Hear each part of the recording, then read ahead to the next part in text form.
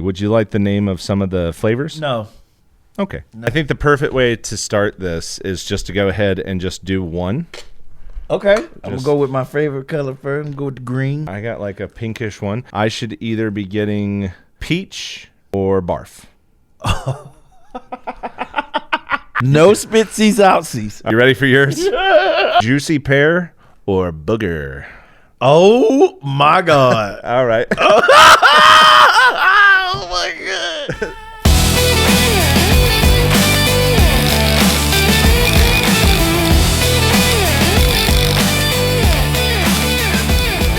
Peach or barf? Juicy pear or booger? Come on, juicy pear. That's all I need.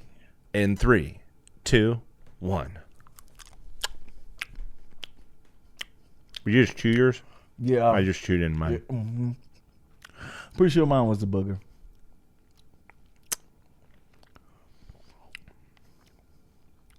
Pretty sure mine's the whatever it was. Peachy. Yeah, peach. Oh no. Yeah. It is not. It's a little salty. All right. Well. Ugh. So when did you first start comedy? In 2000. In 2017. Okay. Nice. Yep, 2017. So from 2017, now we're in 2026. Mm-hmm. But what are some of the more notable accomplishments that you've had that you're the most proud of? I would have to say the first one was when I did my first 2 shows. I was over in Germany, and I went 2 hours. Oh yeah, both joints was 2 hours, and I was like, shout out to Laval Harris. He was one that helped me set the whole joint up, and I was like, bro, I know I could do 2 hours. And the type of storytelling that I am, this is before I even knew who Ali Sadiq was. So I really want to separate myself from that trend of, you know what I mean? Because he's doing these things back to back to back to back. That dude go up there, do 2 hours like it's nothing on YouTube. Mm-hmm. For me, that was in 2000 and like I said, 17. I still got the videos and everything. And so that was probably my biggest accomplishment because it was the jump off. It was the very first time I had ever took a mic and was like, all right, I'm about to do comedy. And then ever since then, the ball has been rolling. There's so many different accomplishments for myself that I'm like, damn, I'm proud of myself. Probably the one where the Christian show too, where it was, you know what I mean, all super clean in front of a church crowd like that, and as big as it was, 250 people, crazy work.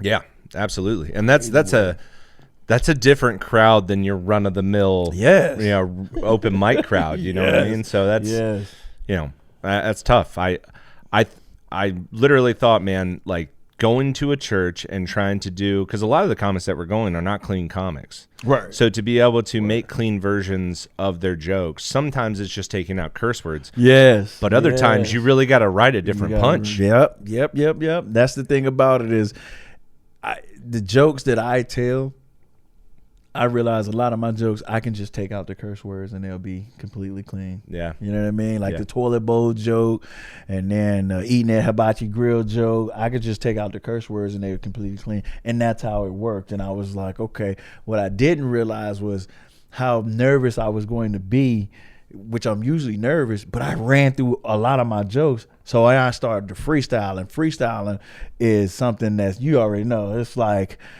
you definitely gonna be on edge freestyling because now you're like, whew, I just hope this works because I don't like going to no piece of paper or nothing like that. I'm like, I'm out here now. And I mean, people, whenever I get that that humbling, heartfelt compliment of you should be on TV right now. Oh, that's when I'm like, I did it.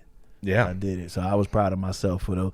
Those were like the very first show I used as an accolade, and then something like the Christian comedy show, and then I'm always just proud of myself for every time where I go up there and I come back and feel accomplished. Yeah. What do you think? What's the biggest crowd you've ever done stand up in front of? Give or take, 300. Yep, crowd of 300. That's great. Yeah, like that's a lot of people. Yeah, it's like people don't realize how many people 300 is. But I used to think, I can go sell out 1,000-seater, real quick or whatever. And then once we got the competition, I was like, whew. yeah. I'm glad I ain't waste no money. I'm glad I ain't waste no money on like getting to Jefferson or something like that, thinking, all right, cool, we'll just sell out. Because we did the 250 and that was actually sold out. Even though certain people just bought a ticket just to buy a ticket just to help out the church. Yeah. But so I would say at least 220 showed up. You know what I'm saying? Yeah. Beautiful thing, yet I'm like, it makes me realize, okay, doing 1,000, imagine 40,000, 50,000 people. Yeah. Whew, I can't wait to get there, but I'm definitely working to get there. I always just tell people that's above my pay grade. Fact. I think, everyone gets excited when it's like, oh my gosh, I get to go up, like I was excited to go. We were both part of the Mill Mountain show. Yeah. Right, and so that was 150, 200 people. Right. You know what I mean? That was a great crowd. Yeah. But the more people that there are is not necessarily a good thing, because if you bomb, you're going to feel that. I know it's less likely to bomb, but still you're going to feel it. Yeah, that's true. That's true. It's for me. It's the nervousness of if like if you on a roller coaster and you see your seatbelt unbuckle. Yeah, you're like, oh boy. Now I think I know the answer to this, but what would you rather do? A crowd of 5 people or a crowd of 100? 100 for sure. Yep. For sure. 100. I'd rather do a crowd of 100. If you want the hardest show you can possibly do in your life, is do 5 or less. I'm trying to tell you. And 5 people looking at you, boy. 5 people who aren't comedians. Yeah, because I don't count comedians. I don't either. There can be 20 comedians there, but you know what? The problem with them is they know all of your material. Yep. And whether we like to admit it or not, they're making assumptions of whether or not you have something good. Yeah. And if they're a nice comedian, they come up and give you a little head, something that maybe you can work in, Yeah. Do you ever do that? Like, I take all the feedback I can possibly get. There's been plenty of times when I feel like a fellow comedian has come up to me and said, "Hey, I love that joke, but here's a little something, something." And I'm like, "Okay, yeah, I like that more than what I got." Huh? Yeah. So it's like I feel. I most of the time, if I'm doing that, I'm doing it in a manner where I'm telling you what you did was great. Yeah. If it wasn't great, then I don't know what to replace it with. You know what I mean? Oh, so it's like I probably won't even speak on it. I'm like, no. Yeah. Let me be clear what I'm saying. If you got something and maybe it just didn't hit, or maybe it's like, I know where you're trying to get to, maybe I'll just say, hey, I had a funny thought about it. Right. This is what I thought. Yeah. Because you've given me something before, and I can't bring it up instantly, but we was at the Big Lick Brewery before. Yeah. And you've given me something. I'm like, oh yeah, hell yeah. Yeah. So I get it like that. Yep. And it's one of those things where it's not a flex. It's just, I want to help. Right. Not even I want to help. You could take my idea or not, Doesn't matter. I mean, the upper echelon comedians do it all the time. Yeah, they literally do it all, and they call it punch it up. Yep. You know what I'm saying? And I actually learned that terminology through Cat Williams watching a documentary where he was saying that he helped punch up a set or something, and I forgot who it was for, but that's what they do. Like, I mean, even in comedy sitcom shows or whatever. Yeah. That's what they're doing. They're sitting there going, all right, we're gonna punch up this line or whatever, or give it to the comedian so he can make it funny. You know what I mean? So it's like, I'm like you. I'm open for it for sure, and I try to write it down. Just don't be the hey, I'll let you wear my t-shirt guy. Yeah.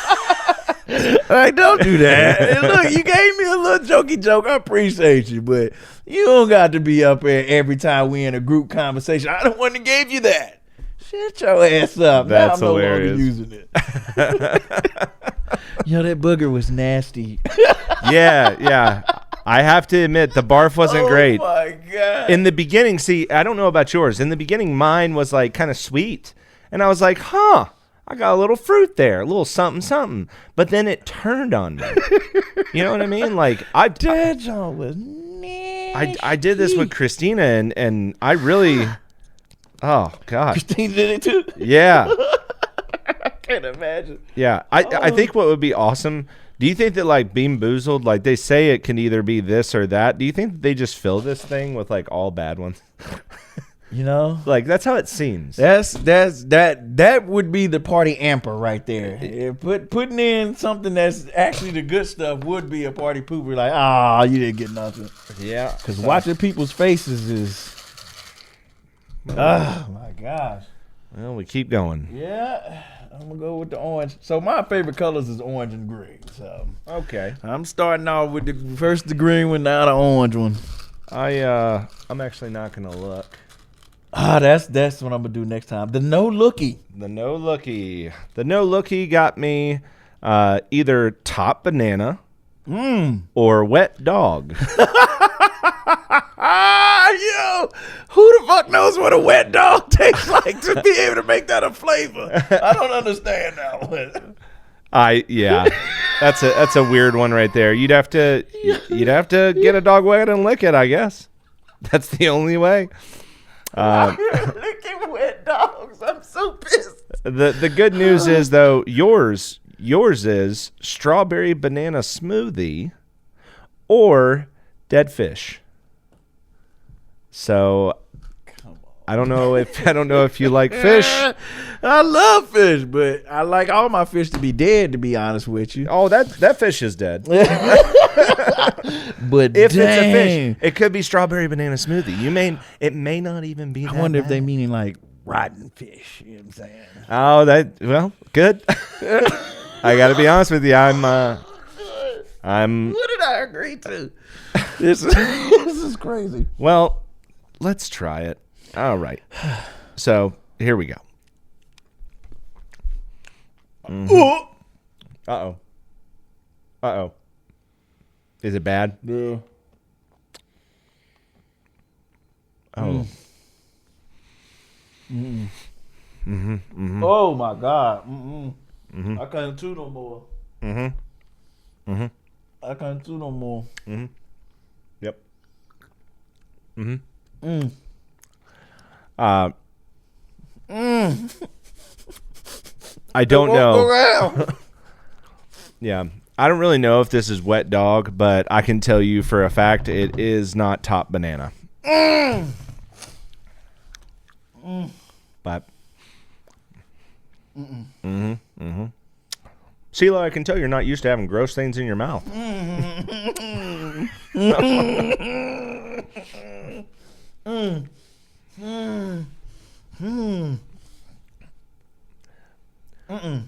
So it won't go out. Swallow it. Swallow it.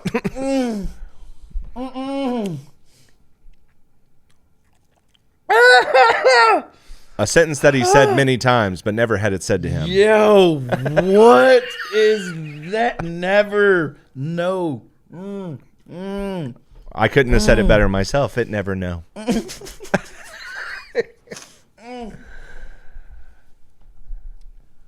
It never know, but it did he do. I tell you.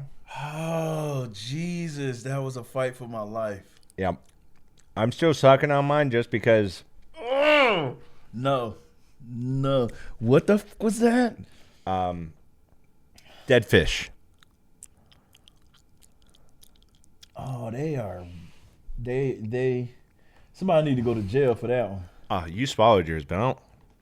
I only chewed it once. That first chew, it broke. It's Oh, you Tylenol'd it? Huh? You Tylenol'd it? Yeah, hell yeah. Oh, I'm gonna do that. Oh my God. Hell yeah. What? Doing that. Ugh. EWUGGQ. Ugh. Yeah. Yeah. It is gross. The problem is that it's a jelly bean too. So like, especially, it's not good. That was horrible. I have never played a game like this. Sweet. I hate him so much. The name of the game is just say no. Oh my God. And forever. But you won't. Oh my God. What did I get myself into? It's good. It's good.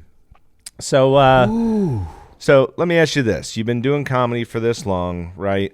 I know that you said your most notable times, but doing the stand-up for 2 hours as your first show is insane. Like that, I doubt very seriously that there's anyone with that origin stories in the comedy community, right? Mm-hmm. So when you say you did those shows, what would you rate them as far as like a 1 to 10 scale? And do you think that the See Lowe now is better than what you were at that show? Yes. As you as a comedian already know, when you first get on stage, you raw as hell. Yeah. Unexperienced. Excuse me, that dead fish is trying to come back up. Unexperienced, but what I would personally rate that show at a 4 or 5, right? Okay. And that's against what the audience was telling me, right? Because I did a 10-minute intermission for people to go get some drinks and things. And these people, this is why I started off asking people that I do not know, what do they think? That's how I did it my first show, and I got so much crazy good feedback. Dave was like, this one dude, I never forget. He asked me, he said, "So how long you been doing stand up?" And I was like, "Yo, that's my first show." He was like, "Nah, not over here. How long have you been doing it?" I said, "No, this is my very first time getting on stage." And they all three of them was just looking at me with a blank stare, like I don't know if they felt like I was lying, but they was like, "Bruh, you got it." It's like, ha ha ha. You got it. You've been. They were talking about how I had a corded mic. And the way I was walking back and forth, sometimes I throw the little rest of the cord over my shoulder. Just the professionalism of how I was working the cord, let alone how I was delivering my jokes. Yeah. This is from people that I had no idea. I'd never met them. They just heard about the show, seen the postcard. I went around on post. It was on post, on a military post on Army base in Ansbach or in Elishan.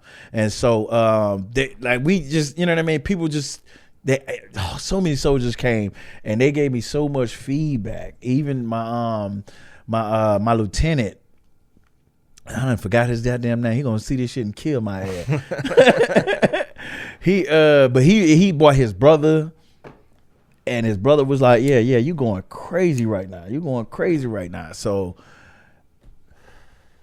outside of the good feedback, I still give myself a 4 or a 5 because it's so much now that I could be like, oh yeah, like, so now to answer that second part of the question, hell yeah, the See Lowe now, the See Lowe back in don't want to fuck with the See Lowe now. I hear you. If you put them two on stage, I had to tell them, listen, you don't want these troubles. I'm finna tear your ass up. And now I know that's why I rated myself with the truth on that. You know what I mean? Like, I give myself a 4. Back in, I would have told you I was a 10 out of 10 because people were telling me a 10 out of 10. Hell no, son. Sit down, let me show you something. You can get rid of this. Even though I did the 2 hours, I did every story of my life.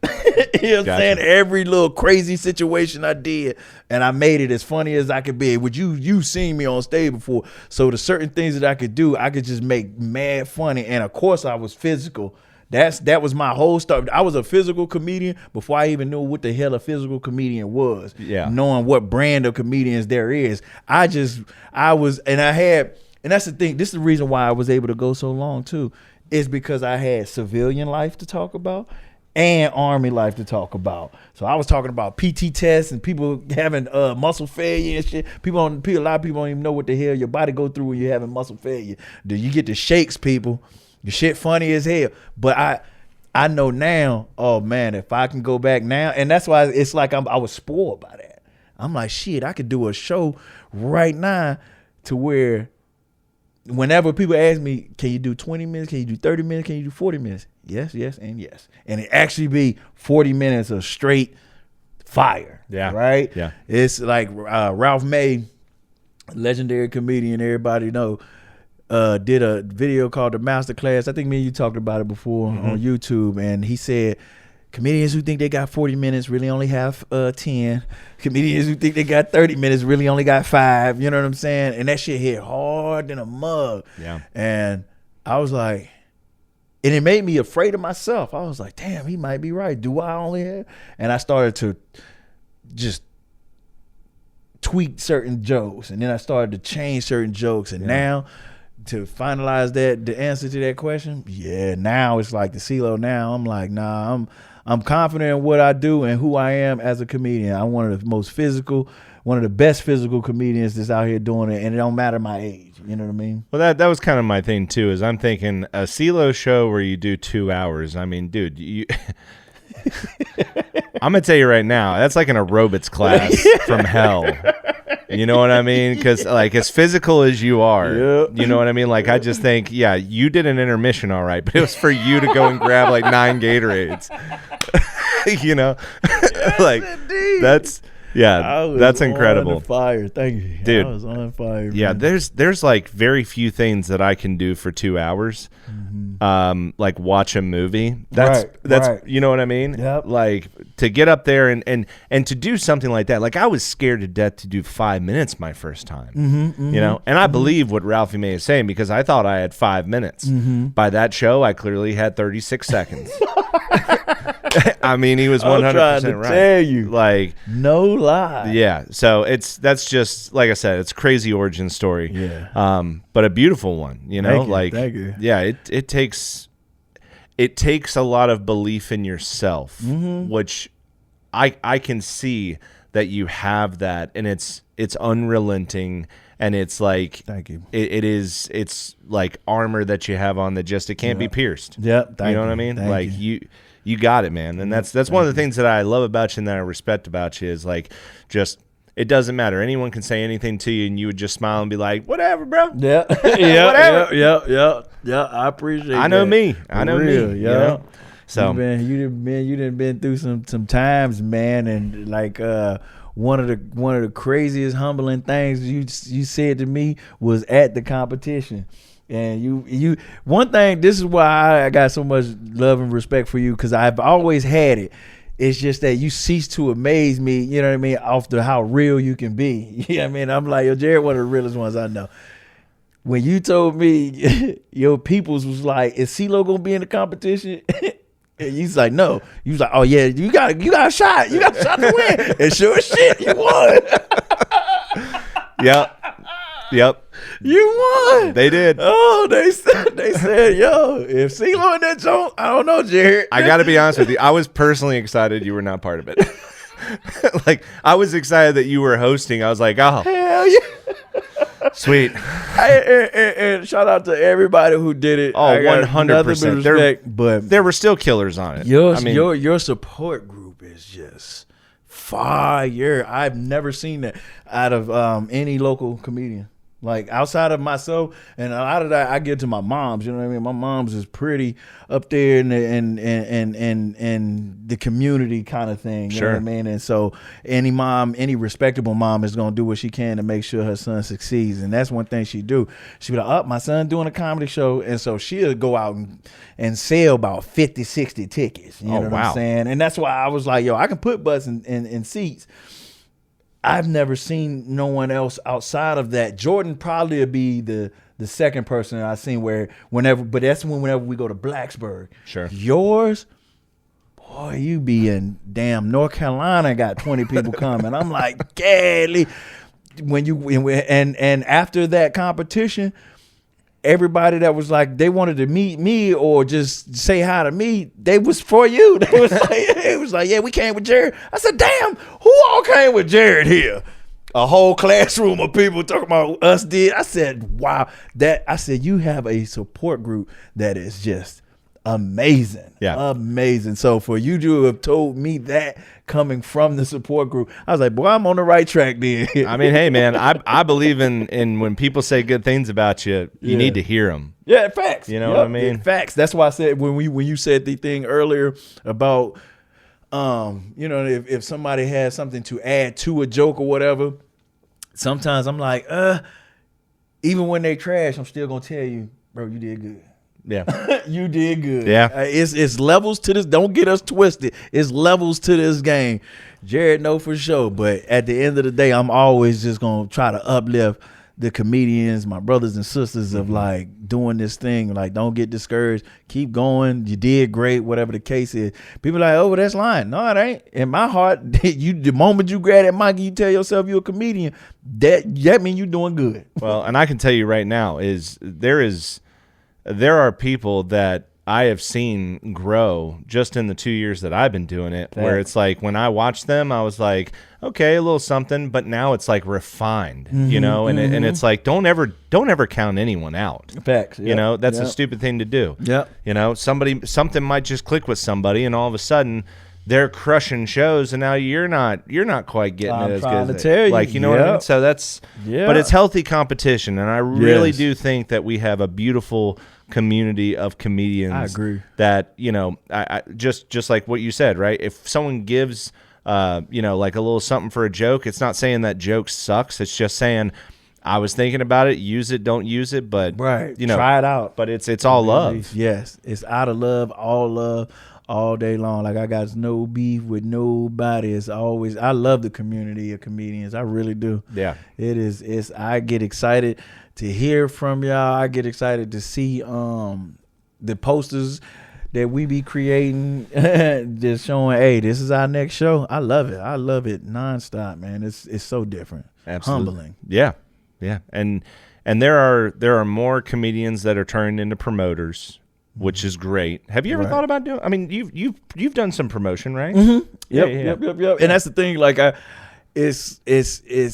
do it to where it's cost efficient for me. Sure. But at the same time, I definitely do what I know on promoting something. I'm like, all right, this is gonna be the show. This is how I'm gonna put it together and everything else. And it's not easy. That's what I was about to ask, man. Like from your standpoint as doing promotion, like difficulty level, is it harder than stand up? Yes. It is 1,000%. Really 1,000%, because there's an expectation that comes with setting up a show and then promoting it as well, and then it's a balance of power. Like, some comedians look at you like, you know, you're the promoter, so why should we have to promote this show? Sure. They want you to already have the crowd. They already want you to have the venue set up and everything else, which is understandable. Mm-hmm.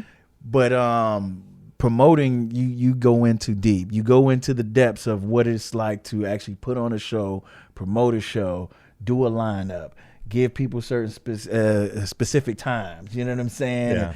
Who's going first? It's the worst thing ever, trying to figure out who's going first. No comedian, there's not many comedians that I've ran into that's like, oh yeah, I'll go first. It's just rare. People be like, hell no, I don't want to start the show off. Now, me hosting is different, because now I can kind of get it to a flow. Sure. And I'm like, yeah, I'm going to warm them up. But the first comedian in a 3-man lineup. Yeah. They like, who? And most of the time you're going to already know who the lineup or who the headliner is. Mm-hmm. And then as you're putting the show together, that's the first thing people want to ask. Well, who's going first? Who's going first? Please don't put me first. So you got to kind of juggle that. And then some people even start pulling the relationship string. You know what I mean? I've known you longer. Like, look, goddammit. Pull it out of the hat. Yeah. Well, at the end of the day, when you're on a show with killers, like the show that we did with Jordan and Chow, you could have flipped a coin for me and you, which one of us was going first. I did not care. Because I was like, either way, like, it's either going to be, I'm going to come out and people are going to expect momentum after you, or I get to swing off Chout's momentum and just go for it. And you know what I mean? Like, I think that in a show like that, where I know for a fact, like 3 and 4 are strong, if not stronger than I am, let me ride, man. Kind words. Like, let me tell you now, that's an underrated show. Oh my gosh. That show is that me, you, and Jordan on a lineup like that was underrated. Oh, that was an underrated show. It was lightning, don't get me wrong, and the people showed up for it. Oh, 100%. It was a beautiful crowd packed in there, you know. Now that made me just be like, dang, man, I wish we can get somewhere like Jefferson. We could do it on a bigger stage. Like, I agree. Oh my God. I'm like, oh my God. And Child did an amazing job hosting. That was my first time seeing him host.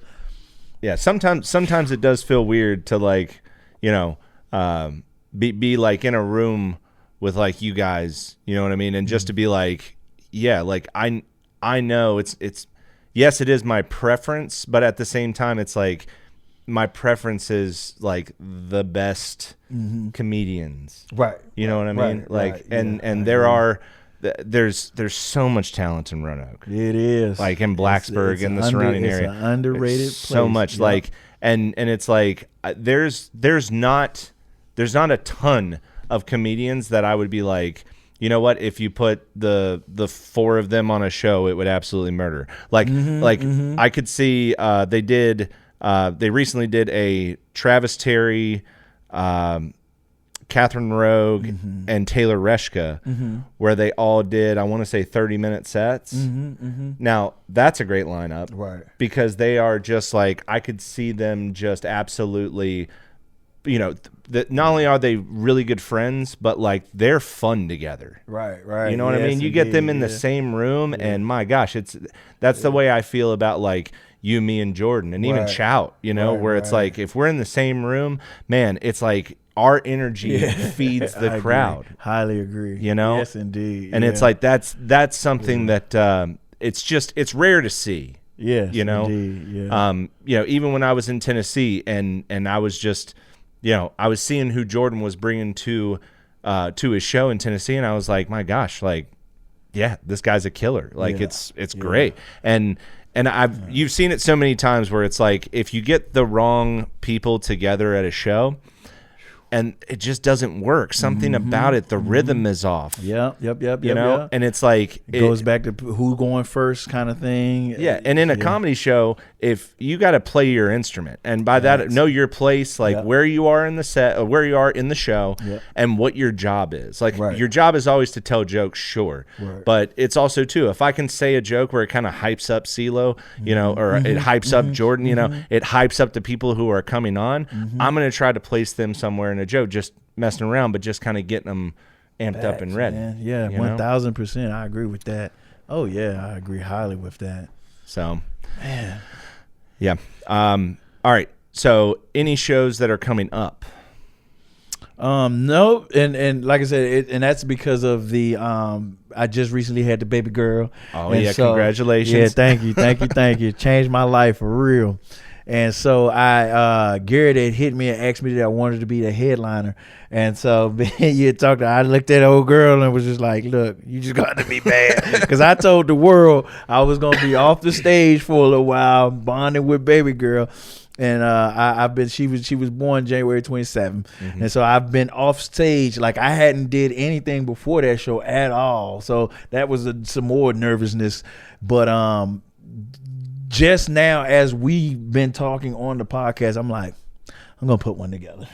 Yeah. I'll put one together. It's going to be me, you, Jordan, and probably Marcus. And and this is kind of the slow time too. Yeah. You know what I mean? We've been in the slow time. I really feel like from like November until like the end of February, maybe even a little bit into March. Yeah. I mean, open mics are kind of dead. Yeah. You know, and it's just like, because it's no real, for me, I know St. Patty's Day, but that's more or less like a go out and mingle holiday. Something like Valentine's Day is already passed. Valentine's Day is one of them days where it's like, oh, let's go to a comedy show as a couple. You know what I mean? Yeah. You've probably seen where a lot of producers would do a Valentine's Day show. That's why you say, like you said, it's dead, because we're not running into a holiday like that. Even in April, I don't see a holiday like that. So, well, Arthur put on a show this Valentine's Day, right? And it was tough. Was it? I know it was lightning. Like, well, no. I mean, no one showed up. Oh, like, really? I was very surprised. I really? And we were downtown Roanoke. Really? I really thought it was going to be just like a crazy crowd. Like it was going to be couples. Made me get in my high voice. I was like, really? I know. Because like that's that's a show that deserves a crowd. Like it's been fantastic. Like he runs a great mic. Yeah, man. The venue is awesome. Like it's a fun time. And that's where I was like, golly, I can't. Can't put your finger on like what happened kind of thing. No. That's very interesting, and that's it goes back to what you were saying as far as like the producing part. That shit is hard, man. It's way harder than going up there and knowing, because you're confident in knowing who you are as a comedian. Yeah, knowing what it is that, you know what I mean, and like, see, I've dealt with the other business side of like how many seats can you guarantee. I'm like, I don't know. So I got out of telling, like, I got out of like looking at myself as a guaranteed kind of situation of like, oh, I can guarantee you. I just know when it comes to a huge show that I put together, like the Christian comedy show, I can almost guarantee 40 seats at least. Mine went and sold 60 damn tickets. You know what I'm saying? Yeah. So I'm like, that's where, and it's like you, I'm like, Jared, you could probably guarantee fucking 20 to 30 tickets at the very least, without a doubt. You know what I mean? And that's why I'm like, so going back, it's hard. It's not easy to do. But shout out to Arthur for even putting that together, man. For sure. I hate that for him, but I'm gonna put something together for sure. The one before that one was insane. It was amazing. I mean, it made me so excited because, it's not every day you start an open mic and the first open mic that you have is an absolute sellout. Yeah. I mean, and the comedians were on, everyone was throwing lightning, and I was like, this is awesome. Yes, indeed. Good. So he's got another one coming up here the last Saturday of the month. So okay, hopefully I'm gonna try to slide out there too. Yeah. I hope so. Yeah, I'm starting to get back out there. Like I said, love you, hon. She's just gonna be mad as hell at me, but I'll give her, some good stuff. Yeah, of course. Of course. One more bean for the road. Yeah, you'll do a 2-hour stand-up for her.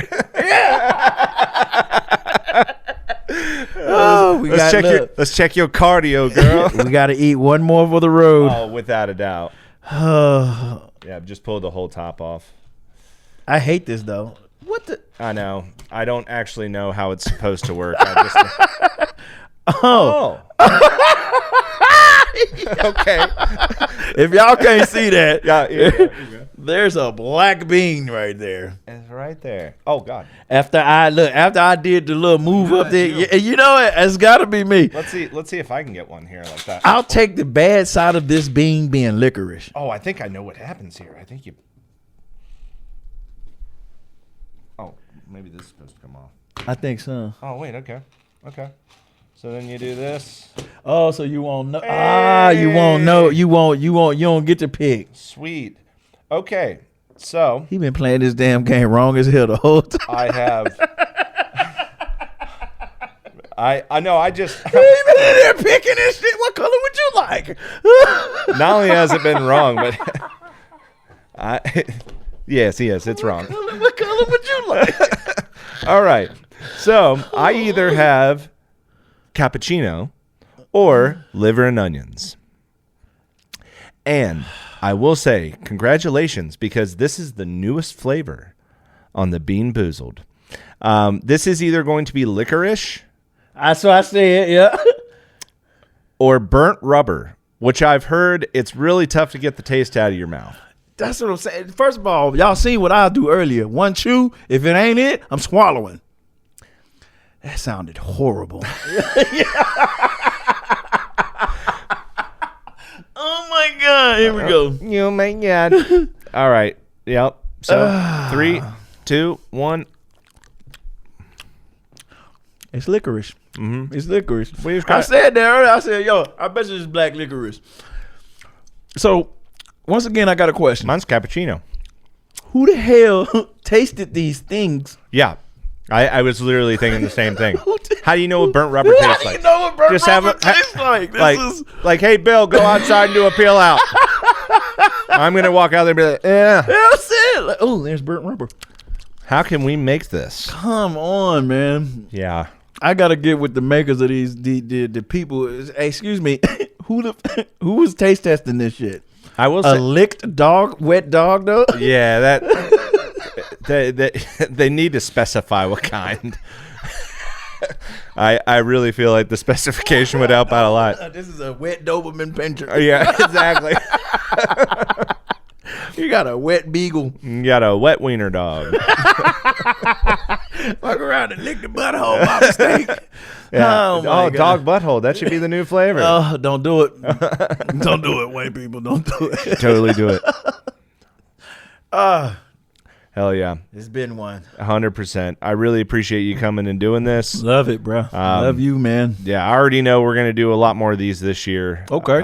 But it's really nice, to finally get technically number 2, but really number 1 out of the way. Yeah, that's it. Number 2, we just I would have posted it, but it was an hour and 47 minutes. And I'm glad you said that because, see, this is all proof to my wife. She really doesn't believe I'm doing a podcast. So now he get to. We definitely did it. It's just, it wasn't that it wasn't great. Yeah. It's just, have you ever edited an hour and 47-minute podcast? It's just not in my work day. So yeah. So no offense, you're the man. I appreciate you being as cool as you are. Yeah, brother. Yeah, absolutely. Very good friend of comedy. Once again, my name is Jared Christensen, and this has been See Lowe. You see it. 100%. And this has been Jared's Not Funny. Thank you so much for watching. Have a great day. Be easy.